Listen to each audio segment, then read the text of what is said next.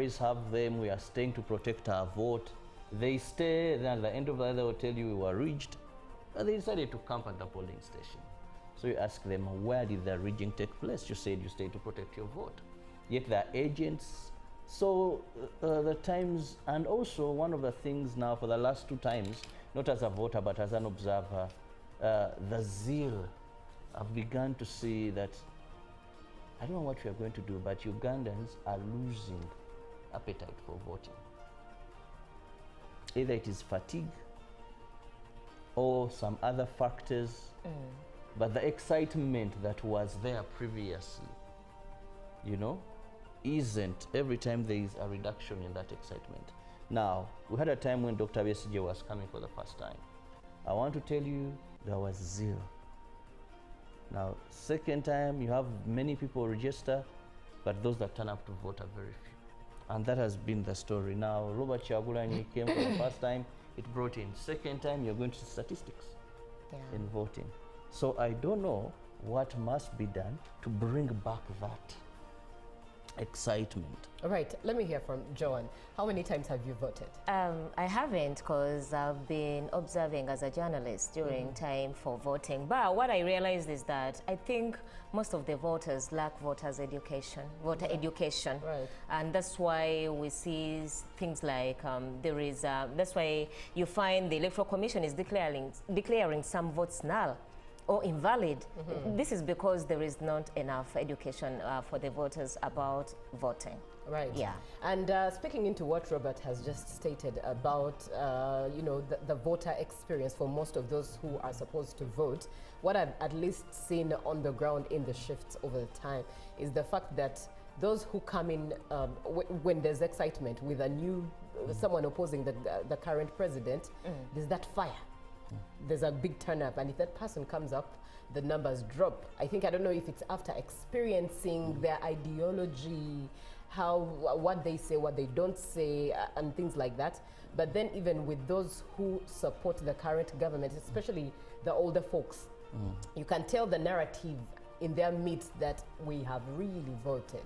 And there's nothing that has come out of it for us. So because we do not have anyone to vote anyways, we'd rather stay home. Oh, and Julie, just to add on that, I think I totally agree with your submission, because even when you look at the president for the DF, Honorable Matthias Mpoga, he said most political parties go into elections out of excitement. They are not guided, and they do not even have a very well-crafted manifesto, and that is why you find it is called a wave.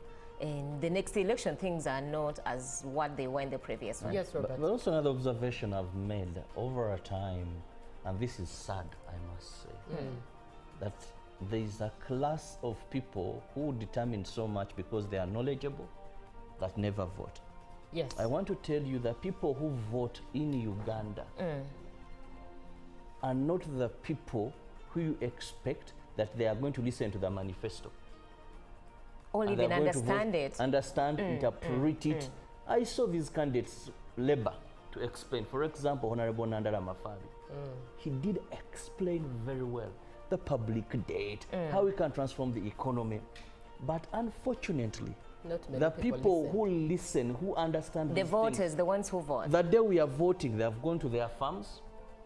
They're at the golf course playing golf. They're at work.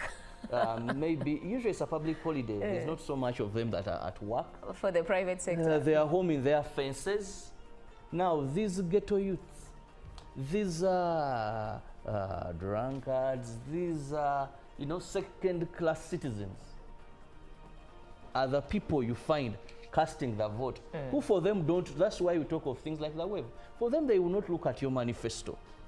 For them, they're the ones who be in that rain, they're the ones who be under that scorching sun, and they'll determine Uganda's politics. So this time I want to call upon the elite, the corporate class, that let's cast our votes. Very interesting. Robert reminds me of the last election where people would say that where you do not see red, umbrella, at least even if it's a tree, a jackfruit tree, vote that one. The narratives that waves come with, very interesting. But good morning, thank you so much for joining us, and it's that time we get to have a trip as to what transpired on the local scene. Robert. Well, we'll begin with the nomination day 2 and final day, which was yesterday, where presidential candidate for Forum for Democratic Change, FDC party, Nathan Nandara Mafabi, who also serves as the chairperson of Bugisu Cooperative Union, said he will focus on revitalizing original cooperative societies in Uganda. While addressing the media after his nomination as a presidential candidate for the 2026 general elections at the Electoral Commission headquarters in Reza, Mafabi said one of the key pillars in their manifesto is employment, investment, and human capital development. Major General Mugisha Muntu rallied for mass support from Ugandans as he anticipates to lead Uganda as a president. Muntu, who was nominated as a candidate by the Electoral Commission, said he will focus on building working systems. National Unity Platform President Robert Kyagulanyi Ssentamu, the third candidate to be nominated yesterday, Kyagulanyi's nomination brings the total number of presidential candidates nominated for 2025-2026 elections to 8. He vowed to continue the struggle for change, declaring that Uganda's greatest challenge is not poverty, but failure of leadership. Mubaraka Munyagwa, presidential candidate for the Common Man's Party, outlined key priorities for his 2026 campaign following his nomination by the Electoral Commission. Speaking to the media, Munyagwa introduced elements of the party's Common Man's Manifesto, promising to champion equity, justice, and economic empowerment for ordinary Ugandans. The nomination of candidates for the 2026 presidential election was concluded with 8 candidates cleared to run for the country's topmost job. Notably, all the candidates are affiliated with political parties with no independent in the race. What is striking about the election is the absence of female candidates.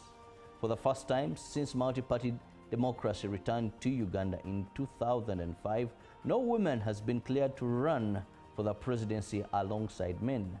In the past, women have contested for the presidency. In 2026, Miria Kare Obote ran alongside men like Sebana Kizito, Kiza Besigye, Abedu Wanika, and Yoweri Museveni. In 2021, Betty Kamya joined the race, and in 2016, Maureen Chalia contested alongside 7 men. In 2021, Nancy Kalembe ran against 10 men. However, in the 2026 presidential polls, no female candidate has been cleared to run for the race. The 8 candidates who have been cleared all are men affiliated with various political parties.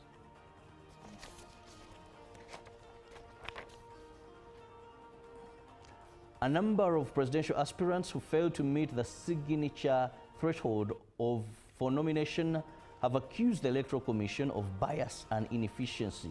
The disgruntled aspirants claim that their submitted signatures were authentic but were deliberately disregarded or left unverified by the Commission until the 11th hour. There was heavy deployment at the Electoral Commission headquarters in the industrial area as hopeful presidential candidates made last-minute efforts to secure nomination approval. Tension ran high as aspirants stormed in one after the other, hoping for a final chance. But for many, luck ran out and they were left not to participate. Among the notable aspirants was John Katumba, who also ran in 2021, self-styled linguistic and social media